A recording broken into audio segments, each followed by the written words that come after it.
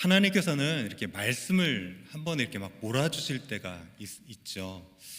담임 목사님께서 팔복 말씀으로 게임 체인저 시리즈를 마치신 이후에 시편 말씀을 저희가 묵상하면서 시리즈를 이어가고 있습니다. 그런데 큐티인 본문도 고린도후서를 마치고 마침 베들 공동체에게 주신 말씀이 시편 말씀입니다. 이번 주에 담임 목사님께서 시편 62편을 가지고 사무엘하 15장 17장을 배경으로 말씀하면서 어떤 얘기를 하셨냐면 아마 다윗이 그의 아들 압살롬을 도망하면서 지었을 시다라고 이렇게 말씀하셨죠.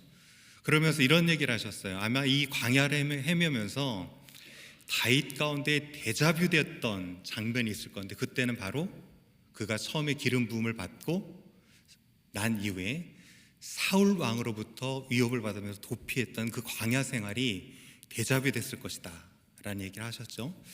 요기베라 유명한 말 데자뷰 all over again, 그래서 모든 것은 다시 데자뷰는 다시 처음부터다 라는 이런 유명한 말을 인용하면서 담임께서 하셨던 말씀 혹시 기억나시나요? 예, 기억하시는 줄 알고. 자, 그런데 정확하게 그 다윗이 데자뷰 됐던 배경을 시로 지은 게 바로 오늘 시편 16편이에요. 다윗이 사울 왕을 피해서 도피하면서 지었던 배경을 시로 지은 게 오늘 바로 시편 16편이라 할 수 있습니다. 그래서 어쩌면 오늘 설교를 들으시면서도 이번 주일날 담임 목사님께서 울타리같이 흔들리는 인생이지만 흔들리지 않게 해서는 오직 주를 찾고 마음을 토하고 주의 신실하심을 신뢰하라 라는, 인자하심을 신뢰하라는 이 말씀이 어쩌면 또다시 데자뷰 될 수도 있겠다라는 생각을 해봅니다. 오늘 1절을 보면 하나님이 나를 지켜주소서 내가 주께 피하나이다 라는 이렇게 자신의 보호를 간절히 간구하는 이 간구를 볼 때 아마 다윗은 큰 위협 가운데 처해 있다라는 것을 짐작할 수 있죠. 그리고 10절 초반부를 보더라도 그가 주께서 내 영혼을 수월에 버리지 않겠습니다, 죽어서 가는 곳에 버리지 않겠습니다라는 이 고백을 볼 때도 아마 다윗은 생명의 위협마저 느끼는 그런 큰 위기 가운데 처해 있다라는 것을 짐작해 볼 수 있습니다. 그런데 다윗이 이런 큰 위협 앞에서도 흔들리지 않을 수 있었던 것은 그가 바로 주께 피하였기 때문이에요. 자, 그런데 여기서 피하다라는 히브리어는 하사라는 히브리어인데 재미있는 히브리어인데 두 가지 뜻을 가지고 있어요. 주로 오늘처럼 특별히 보호를 위해서 안전한 곳으로 피하다라는 의미가 있는가 하면 또 다른 의미 하나는 무엇이냐면 신뢰하다라는 의미가 있어요. 그러니까 한 단어를 가지고 두 가지 의미를 사용하는데 한 가지는 도피하다라는 의미가 있고 한 가지는 신뢰하다라는 의미가 있죠. 그런데 이 도피와 신뢰의 관계는 동전의 양면과 같이 딱 붙어 있어요. 자, 여러분이 위험을 맞았을 때 어디로 도피하는가를 보면 무엇을 알 수 있죠? 여러분이 무엇을 신뢰하고 있는가를 알 수 있다는 측면에서 이 단어는 딱 붙어 있는 단어예요. 어려움을 만났을 때 기도하지도 않고 사람에게 조언을 구해서 쫓아간다면 그 사람은 사람을 의지하고 사는 사람이고요. 문제가 만나면 모든 것을 돈으로만 해결하려고 한다면 그가 의지하고 있는 것은 물질인 것이죠. 뿐만 아니라 스트레스 받고 도저히 괴로우면 여기 계신 분들은 그럴 분이 안 계시겠지만 술을 마셔서 한번 내가 잊어버리라 라고 술을 찾아간다면 어쩌면 그 인생은 술을 의지하고 사는 인생이겠죠. 만약에 술까지는 아니더라도 내가 힘들 때마다 나는 스트레스 푸는 방법이 영화를 보는 거야, 유튜브를 보는 거야 라고 하면서 동영상에만 집중하면서 다른 것들을 잊으려고 한다면 어쩌면 동영상이나 본인이 게임을 풀면서 스트레스를 풀면서 하는 게임 같은 것들도 그가 의지하고 있는 것이라 이렇게 할 수 있겠죠. 이런 것을 볼 때 하나님을 신뢰하는 자라면 당연히 위협을 만나면 누구에게 피해야 되죠? 하나님께 피해야 돼요.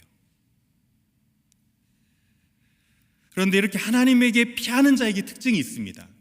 자, 오늘 2절은 어떻게 시작하냐면 내가 여호와께 아뢰되라고 이렇게 시작하죠.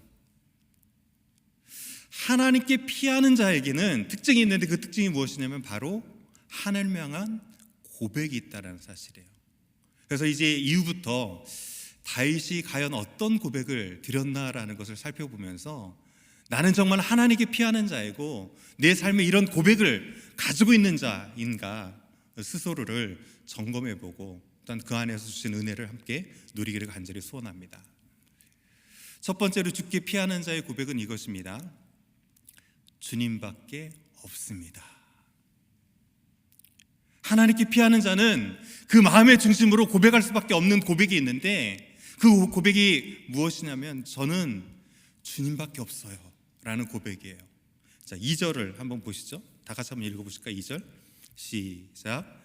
내가 여호와께 아뢰되 주는 나의 한 주님이시오니 주님밖에는 나의 복이 없다 하였나이다. 다윗이 그 하나님께 피해서 첫 번째 했던 고백이 이 고백이죠. 당신은 나의 주님입니다. 나를 다스리시는 주권자이십니다. 나에게는 오직 복은 주님밖에 없습니다. 내게는 주님밖에 없습니다 라는 고백을 드렸던 거죠. 이 위기로부터 나를 구해주실 분도 주님이시고 이 문제를 해결해 주실 분도 주님이시고 내 안에 흔들리지 않는 평안함을 주실 분도 오직 주님밖에 없습니다 라는 이 고백을 드린 것이죠. 주님밖에 없습니다 라는 이 고백은 하나님은 나의 전부시고 나머지 것들은 다 부차적인 것들입니다 라는 의미를 담고 있는 것이죠. 하나님, 저는 하나님 없이는 살 수 없습니다. 세상의 부차적인 것들은 조금 없더라도 저는 하나님만 있으면 살 수 있습니다 라는 이 고백이 오늘 다윗이 드렸던 주님밖에 없습니다 라는 이 고백인 것입니다. 자, 5절을 한번 보시죠. 그의 분깃과 소득을 무엇이라고 고백하고 있는지. 5절 여호와는 나의 산업과 나의 자녀의 소득이시오니 나의 분깃을 지키시나이다. 그에게 유일한 기업, 그의 유일한 소득은 눈에 보이는 왕국이나 물질적인 것들이 아니었고 무엇이라고 고백하고 있죠? 나의 분깃과 나의 소득과 나의 모든 분깃과 기업은 오직 하나님입니다. 저의 전부는 하나님이십니다라고 고백하고 있는 것이죠. 오늘 시편 16편이 다윗이 사울을 피해 다니면서 지은 배경을 가지고 있다 이런 말씀을 드렸는데요. 만약에 사울이 자기의 왕권을 위협하면서 그 왕권에 금을 준 사람이 다윗이고 그 다윗 때문이라고 여겼다면 다윗을 제거하기 위해 할 수 있는 방법들이 있죠. 가장 직접적이고 빠른 것은 무엇입니까? 다윗을 추적해가지고 잡아서 어떻게 하면 되죠? 죽이면 돼요. 이 외에도 다른 방법이 있는데 다른 방법은 무엇이냐면 다윗의 그 사울의 왕의 통치권이 미치는 그 나라에 있지 못하도록 다른 나라로 쫓아내서 망명을 시켜버리면 되죠. 다른 자기 나라로 들어오지 못하도록. 사울이 이렇게 다윗을 위협하자 다윗이 도피하면서 십황무지라는 그 광야에 갔을 때 다윗이 사울을 죽일 수 있는 기회를 딱 맞이했습니다. 그런데 기름 분자인지니까 내가 죽일 수 없다라고 하면서 물병과 창을 이렇게 들고 온 경우가 있죠. 그러면서 이제 다윗이 사울에게 고백한 고백이 바로 사무엘하 26장 19절이에요. 어찌 보면 이 구절이 오늘 시편의 배경이 될 수도 있는 부분입니다. 원하건대 내 주 왕은, 이 왕은 누구를 뜻할까요? 사울을 얘기하죠. 이제 종의 말을 들어서서, 즉 다윗의 말을 들어서 하는 말이죠. 만일 왕을 충동시켜서 나를 해하려는 이가 여호와시면 여호와께서는 재물을 받으시기를 원하나이다. 그렇지만은 만일 그것이 사람이라면 그들이 여호와 앞에 저주를 받으리니 이는 왜 그들이 저주를 받아야 되냐면 그들이 이르기를 그에게 이렇게 얘기했다는 거죠. 너 다윗은 너는 가라. 너는 가서 다른 신을 섬기라 하고 오늘 나를 쫓아내어서 여호와의 기업에 참여하지 못하게 함이니라 라는 거죠. 생명의 위협과 동시에 늘 다윗을 위협하는 무리들이 했던 얘기가 있어요. 무슨 얘기를 했죠? 너는 가라는 거야. 다른 이방 나라로 가라는 거죠. 그런데 다른 이방 나라에서 가서 사울의 통치권이 미치지 않는 지역에서 가서 사는 것은 단순히 이민 가는 정도의 문제가 아니었어요. 이방 나라에서 가서 산다는 것은 거기서 편안한 삶을 누리게 하면서 무엇하라는 것이죠? 하나님의 분깃이 있는 이 거룩한 땅을 떠나가지고 이제 하나님으로부터 점점 멀어져서 어떻게 하라는 거죠? 이방신이나 우상이나 섬기면서 그 하나님의 축복으로부터 떠나버리라는 그런 의미를 내포하고 있는 거죠. 즉 사울의 무리들은 이렇게 다윗으로 하여금 혼합신앙으로 네 생명을 유지하라 라는 유혹을 했던 것입니다. 그런데 이렇게 죽음을 뛰어넘는 또 다른 신앙의 위협 앞에서 다윗은 어떻게 믿음을 고백했습니까? 그 고백이 이제 3절 4절입니다. 나는 땅에 있는 성도들은 존귀한 자이니 나의 모든 즐거움이 그들에게 있도다. 나의 관심은 오로지 그 거룩한 성도들에게 있다는 것이죠. 그리고 4절 다른 신에게 예물을 드리는 자는 괴로움이 더할 것이라 나는 그들이 드리는 피의 제물을 드리지 아니하며 내 입술로 그의 이름도 부르지도 아니할 것이다. 나는 이방인들이 드리는 그 피의 전제 같은 제사를 드리지도 않을 것이며 심지어는 그 우상들의 이름조차 내가 내 입에 붙이지도 않겠다라는 믿음의 결단을 보이는 것이죠. 오늘 다윗의 나는 주님밖에 없습니다라는 이 믿음의 고백이 빛나는 이유가 여기 있는 것이죠. 우리 삶에도 때로는 정말 죽을 것 같은 위협들이 찾아오는 경우가 많은데, 그런데 잘 보면 사단은 우리의 정말 생명을 해야겠다는 그 위협보다는 또 다른 한 가지 유혹의 길을 반드시 열어놔요. 너 그렇게 하지 말고 하나님 섬기는 것도 좋은데 너 세상적인 방법으로 하나님을 온전히 그 믿는 믿음에 물을 조금만 타라. 그 정도 혼합하는 건 괜찮다라고 하는 혼합주의의 유혹이 우리 가운데 있다는 것입니다. 그런데 그 순간에도 다윗은 마음의 중심을 다하여서 나는 그럴지라도 내 생명이 위협을 당할지라도 그런 유혹 앞에서도 나는 오로지 주님밖에 없습니다 라는 믿음의 고백을 드리고 있는 것이죠. 이 아침에 여러분은 하나님께 피하기를 소원합니까? 그렇다면 마음의 중심을 다해서 주님, 저는 주님밖에 없습니다 라고 고백하기를 소원합니다. 이 시간 잠시 제가 시간을 드릴 테니까 한번 마음으로 고백해 보시죠. 입술로 되뇌실 분은 되뇌으셔도 좋은데 마음의 중심을 다해서 한번 고백해 보십시오. 주님, 저는 주님밖에 없습니다. 하나님께서 그 고백을 들으신 줄 믿습니다. 아멘. 자, 이제 두 번째로 죽게 피하는 자의 고백은 주의 말씀을 듣겠습니다 라는 고백이에요. 자, 6절부터 보면 다윗은 이어서 이렇게 고백을 합니다. 내게 줄로 재어준 구역은 아름다운 곳에 있으며 나의 기업이 실로 아름답도다. 그러면서 이제 찬양하기를 나를 훈계하신 여호와를 송축할지어다. 밤마다 내 양심이 나를 교훈하도다 라고 이렇게 찬양을 했거든요. 잘 보면 그에게 분기처럼 이렇게 재어준 곳이 정말 그 기업이 아름답도다 라고 고백했다면 당연히 무슨 이름을 찬양해야 되냐면 내게 이렇게 좋은 기업을 주신 하나님의 이름을 송축합니다 라고 할 법한데, 오늘 다윗은 그렇게 좋은 것을 주신 분을 찬양하기보다는 어떤 하나님을 송축했습니까? 나를 훈계하신 여호와를 송축합니다 라고 되어 있어요. 그리고 이 송축의 의지를 분명히 밝히기 위해서 오늘 한글 성경에는 주어가 생략됐는데 원문에는 주어인 내가 그 하나님을 송축한다 라는 고백이 들어있어요. 저 NIV 영어 성경으로 이렇게 되어 있죠. I'll praise the Lord. 내가 주님을 높일 것이다 라는 나라는 강한 의지를 가지면서 그 강한 의지로 어떤 하나님을 높일 거라면 Who counsel me. 나를 훈계하고 나를 가르치고 나에게 조언을 주는 그 하나님을 높이 찬양할 것이다 라고 분명한 강한 의지를, 그리고 그 찬양의 대상을 밝히고 있는 것입니다. 그리고 그 대꾸를 잘 살펴보면 그 하나님께서 교훈한 때를 어느 때라고 밝히고 있습니까?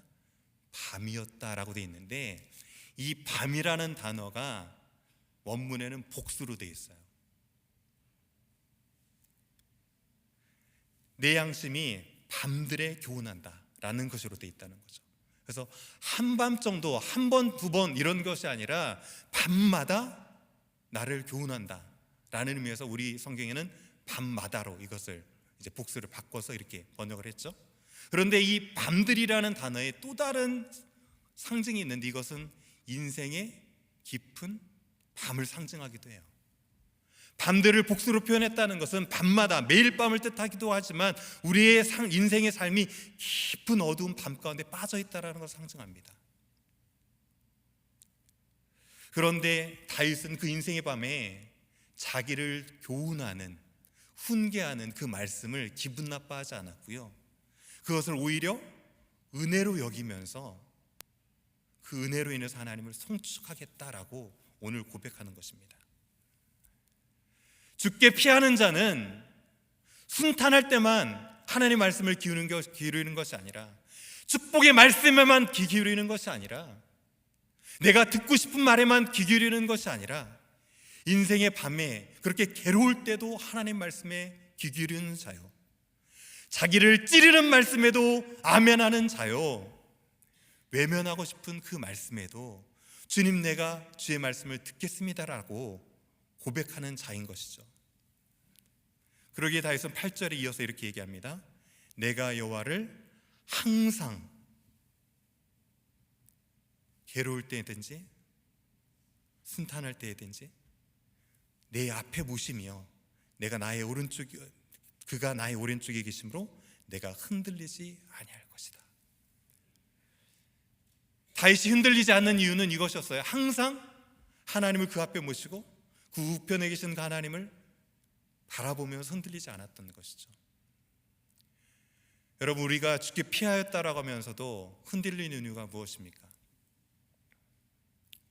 주께 피하여서 우리 마음을 마음껏 쏟아놓고서도 주의 음성을 듣지 않을 때 흔들리는 것이죠. 내 마음과 내 깊은 속사정은 다 털어놓고서도 주님께서 우리에게 무슨 말씀을 하시는지에 관심이 없다면, 그 말씀이 기초가 되지 않는다면, 우리의 기도의 끈이 말씀이 되지 않는다면 우리는 흔들리는 인생을 살아갈 수밖에 없어요. 그래서 우리는 주께 피했다면 우리의 마음을 주께 토할 뿐만 아니라 항상 그분의 음성을 들어야 되는 것이죠. 말씀을 붙들어야 되는 것이죠. 그런 점에서 큐티는 매일매일 꾸준히 하는 게 중요해요. 기분 내키면 하고 기분 내키지 않으면 하지 않는, 듣고 싶을 때는 듣고 듣기 싫을 때는 하지 않는 그런 것이 큐티 생활이 아니고요. 큐티 생활은 매일매일 꾸준히 내 삶 가운데 항상 그 하나님을 내 앞에 모시고 내 우편에서 말씀하신 그 하나님의 말씀으로 다시금 일어서는 것이 중요합니다. 여러분이 주께 피하는 자라면 그 마음에 깊은 고백이 있어야 돼요.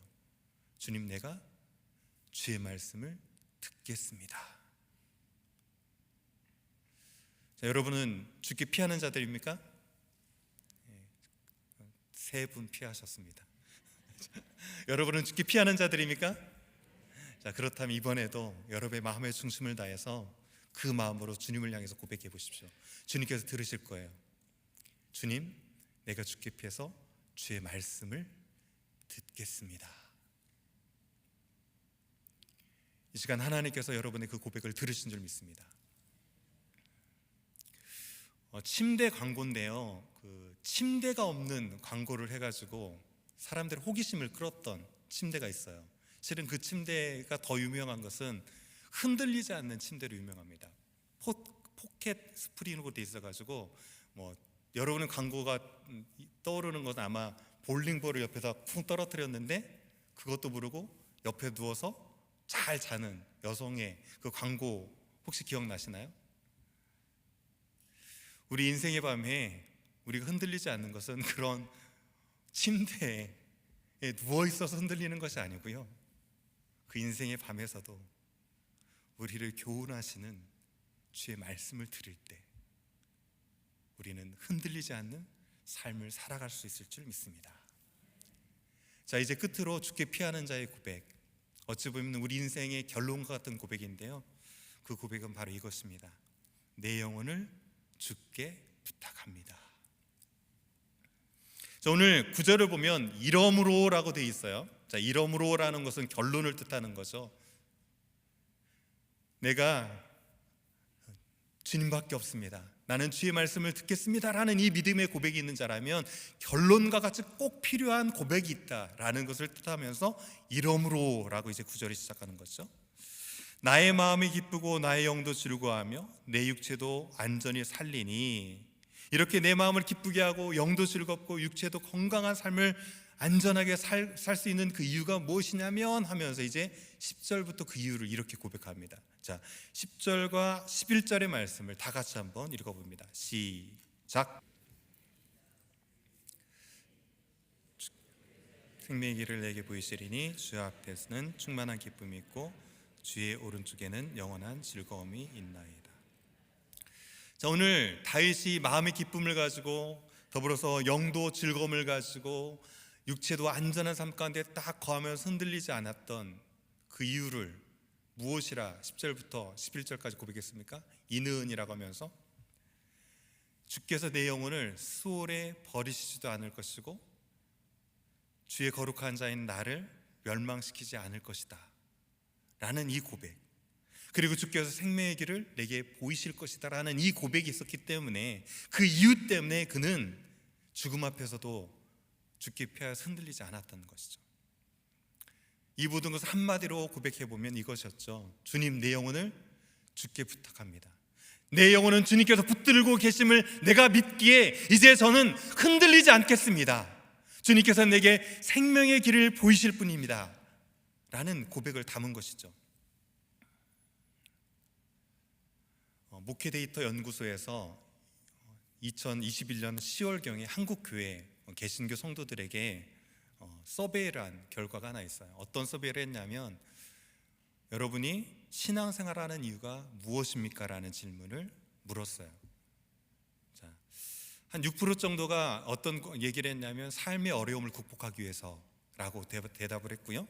그 다음에 한 28%가 마음의 평안을 얻기 위해서 신앙생활한다라고 얘기했습니다. 자, 그런데 가장 많이 대답했던 50%는 무엇이라고 대답했을까요? 구원과 영생을 위해서 내가 신앙생활합니다 라고 고백을 했어요.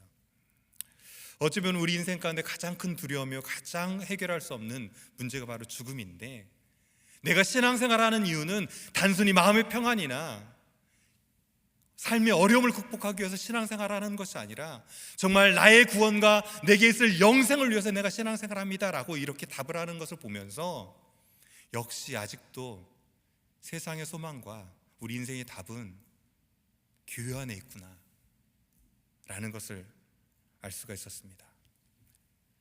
오늘 방금 살펴봤던 그 10절 말씀으로 되돌아가 보면, 이 10절 말씀은 실은 그 해석에 많은 논쟁이 있는 구절이긴 합니다.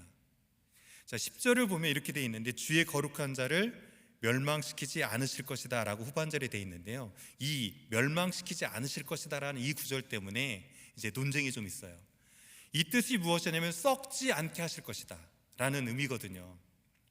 즉 주의 거룩한 자인 그 다윗을 하나님께서는 수월에 버리시지도 않을 뿐더러 내 육체가 썩지도 않게 할 것이다 라는 이 고백을 했다 라고 하면서 이것에 대한 해석 때문에 논쟁이 있어요.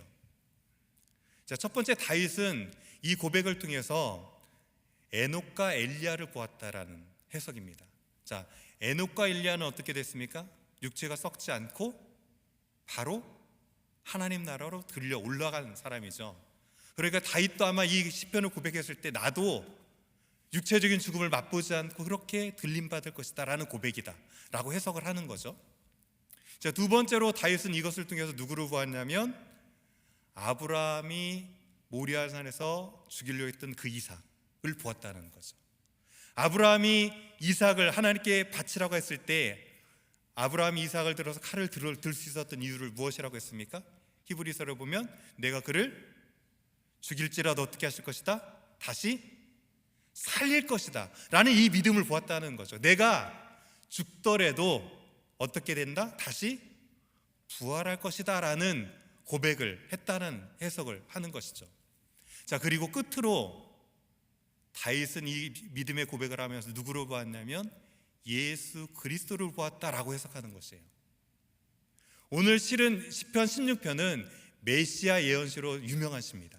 자, 왜 이 시편이 메시아 예언시냐면 사도행전에서 두 번이나 이 성경 구절 10절 11절을 그대로 인용해서 쓰거든요. 베드로가 오순절 선교를 사도행전 2장 14절부터 36절까지 하면서 장차 있을 예수 그리스도의 부활을 얘기하면서 이 구절을 인용해서 썼고요. 사도 바울 또한 사도행전 13장에서 안디옥의 회당에 들어가서 죽음을 얘기하면서 동시에 예수님께서 부활할 것이다 라고 하면서 어느 구절을 인용했냐면 오늘 시편 16편 10절을 가져다 인용했거든요. 장차 예수님께서 십자가에서 죽으시지만 부활할 것이다 라는 이 신앙을 입증하기 위한 그 구약의 예언서로, 예언의 구절로 이 구절을 썼다라는 것이죠. 자, 그런데 잘 보면 이 예언은 다윗 때는 이루어지지 않았죠. 다윗은 엘리야와 에녹처럼 승천하지도 않았고요. 다윗은 죽었다가 다시 살아나지도 않았죠. 이 말씀은 누구를 위해서 성취되었습니까? 예수 그리스도를 통해서 성취되었죠. 예수 그리스도께서는 십자가 그대로 말씀하신 데 십자가에 죽으셨다가 성경 그대로 3일 만에 부활하셨죠. 이것을 보면서 이 구절은 이중적인 예언을 이뤘다라고 얘기합니다. 다윗도 정말 죽음의 위기 가운데 구원을 받았을 뿐만 아니라 이 구원이 장차 예수 그리스도에서 꽃을 피면서 완전하게 성취되었다라고 얘기하는 것이죠. 여러분, 예수님께서 십자가에서 마지막으로 고백했던 가상 7원의 마지막 7원이 무엇입니까? 아버지여, 내 영혼을 아버지 손에 부탁하나이다 라고 고백했어요. 그렇다면 주께 피하는 자, 우리 인생의 마지막까지 꼭 붙들어야 될 고백이 있다면 우리 고백 또한 아버지여 내 영혼을 부탁합니다라는 이 고백만큼은 놓쳐서는 안 되는 것이죠. 예수님께서 이 고백 위에 십자가에 죽으신 후에 3일 만에 부활하셨던 것처럼 이 고백을 믿음으로 붙드는 자라면 비록 우리 육체는 땅에 죽어져 썩어질지라도 예수 그리스도와 같이 부활할 줄 믿습니다. 그러기에 예수님께서 이렇게 말씀하시죠. 예수께서 이르시되 나는 부활이요 생명이니 나를 믿는 자는 죽어도 살겠고 오늘 살아서 나를 믿는 자는 영원히 죽지 아니하리니 이것을 믿느냐? 자, 여러분은 이것을 믿습니까? 우리는 예수 그리스도, 부활과 생명 되신 예수 그리스도를 믿기에 죽어도 살겠고 내가 무릇 살아서 그분을 믿는다면 영원히 살겠다라는 이 사실을 믿습니까? 자, 이 믿음이 있다면 우리는 이 아침에 그분을 향해서 우리의 마음을 중심을 다해서 고백해야 돼요. 내 영혼을 아버지 하나님께 부탁합니다. 자, 이 시간 이 믿음을 가지고 여러분의 중심을 다해서 한번 고백해 보십시오. 내 육체는 죽어지고 내 영혼도 세잔에서 사라질지 모르지만 내 영혼을 주님의 손에 의탁합니다. 자, 이렇게 고백했다면 하나님께서는 이 믿음의 고백을 들으시고 그 마지막 날에 우리를 반드시 주님과 같이 부활하셔서 그 하나님 나라에 함께 하시는 축복으로 함께 해주실 줄 믿습니다. 자, 그런데 살다 보면 죽음의 문제뿐만 아니라 우리 인생에는 정말 죽을 만큼 힘들 때가 있죠. 차라리 죽어버렸으면 좋겠다라고 생각될 때도 있으시죠? 전부 아니신 것처럼 좀 저를 쳐다보지만 저도 그럴 때가 있고요. 차라리 끝내버릴까 죽어버릴까 뭐 이런 생각도 단순하게 할 때가 있죠. 정말 우리 인생에 죽음을 생각할 그 순간에도 그렇다면 우리가 붙들어야 할 분은 누구십니까? 하나님이시고 우리가 피할 분은 누구십니까? 하나님이신 거죠. 현재의 고난은 장차 나타날 영광과 좋기 비교할 수 없도다 라는 이 말씀 붙들고, 비록 여러분의 삶 가운데 현재의 고난이 무거울지라도 그 하나님을 붙드시는 여러분 되시기를 소원합니다. 여러분이 혹시 타조 증후군이라는 증후군에 대해서 들어보신 적 있습니까? 우리가 타조를 평소 때 이렇게 볼 수 있는 게 많지 않고 동물원이나 가야 볼 정도이기 때문에 잘 모르실 수 있는데, 타조의 습성 중에 이런 습성이 있다고 그래요. 천적을 만나거나 위협을 느끼면 어떻게 하냐면 모래에 머리를 쳐박는다고 해요. 그래서 이런 모습을 보면서, 위기에 닥쳤을 때 모래에 머리를 쳐박는 이런 모습을 보면서 어떤 문제를 회피하려는 심리를 가지고 일컫는 말이 무엇이냐면 타조 증후군이에요. 우리말대로 하면 아마 꿩 대가리 숨기기 정도 될 것 같아요. 자, 그런데 왜 제가 뜬금없이 말씀을 마무리하면서 타조 증후군, 꿩 대가리 숨기기를 얘기할까요? 저의 모습이 위기를 만나면 참 꿩과 같다는 생각을 좀 해봤어요. 타조와 같구나 라는 생각을 해봤어요. 위기가 찾아오면 실컷 가린다고 머리를 탁 쳐봤고요, 그 머리도 겨우 숨겨지지도 않는, 그것을 가리지도 못하는 세상 썩어질 것들에 딱 숨고 본인이 안전할 것처럼 생각하는 그런 영적인 우둔함이 우리 가운데 있더라고요. 아니면 타조와 같이 자신의 깨나 세상의 쾌락 가운데 머리를 디밀고 이렇게 하면 모든 것을 잊는 순간 모든 것이 해결되는 것 같은 그런 영적인 우둔함을 가진 것이 저의 모습이지 않나라고 하면서 오늘 말씀을 보면서 타조가 생각나가지고 많은 말씀 앞에서 회개를 하는 시간을 좀 가졌습니다. 여러분, 우리를 온전히 덮으시고 우리를 완전하게 보호하실 분은 하나님밖에 없는 줄 믿습니다. 아멘. 그 하나님을 신뢰하고 그 하나님께 피하시는 여러분 되기를 소원합니다. 꿩과 같이 모래에 머리를 쳐박고 있는 것이 아니라 독수리와 같이 그 고개를 높이 들고 그 창공을 날면서 하나님께 고백하기를, 하나님, 우리에게는 주님밖에 없습니다. 주님, 내가 주의 말씀을 듣겠습니다. 내 영혼을 부탁하나이다 라고 믿음으로 고백하실 수 있는 저와 여러분 되어지기를 주님의 이름으로 간절히 축원합니다. 자, 이 시간 믿음으로 다 같이 이 마음 가지고 한번 찬양했으면 좋겠습니다.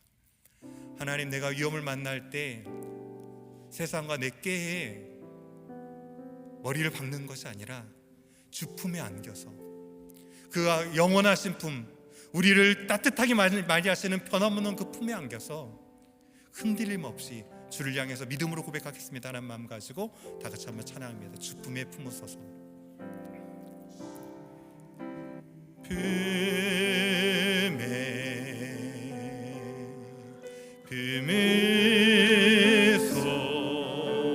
품으소서.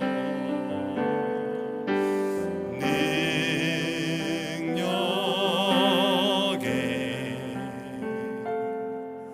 발로 덮으소서. 거친 파도 날 향해 와도 주와 함께 날아오리리. 헐렁 향해도 나의 영혼 잠잠하게 주를 보리. 세상이 아닌 주님 안에 온전히 거하겠습니다. 주님 안에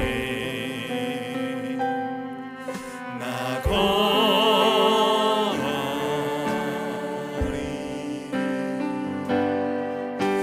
주 능력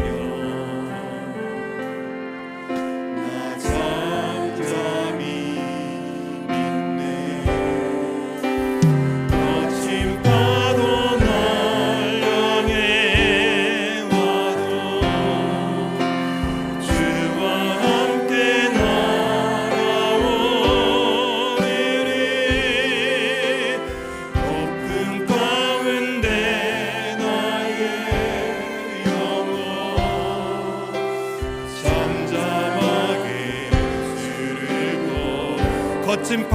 날 향해 와도 주님 안에 잠잠히 거하겠습니다. 또 날 향해 와도 주와 함께 날아오리니 폭풍 가운데 나의 영혼 잠잠하게 주를 보리라. 다 같이 한번 오늘 말씀을 기억하면서 기도하기를 소원합니다. 여러분 인생 가운데 정말 거친 파도같이 여러분을 위협하는 그 위협 앞에 여러분이 피하는 곳은 어디입니까? 온전히 그 하나님의 능력을 믿음으로 잠잠히 그분께 피하여서 오늘 믿음의 고백을 주 앞에 드릴 수 있는 삶을 살게 하소서. 2022년 한 해를 되돌아볼 때 내 삶 가운데 평탄하지만 않고 위기가 찾아왔는데 하나님, 내가 그 위기 가운데 세상을 의지하고 세상을 향해서 피하려고 했다면 하나님이 이 아침에 우리 가운데 우리 심령을 새롭게 하여 주셔서 하나님의 능력을 믿음으로 주께 피하여서 내가 내 삶 가운데 주님밖에 없습니다. 내가 잠잠히 주의 말씀을 듣겠습니다. 나의 영혼을 주님께 부탁합니다라는 이 믿음의 고백을 가지고 다 같이 한번 주여 외치시며 함께 외치시며 기도하도록 하겠습니다. 주여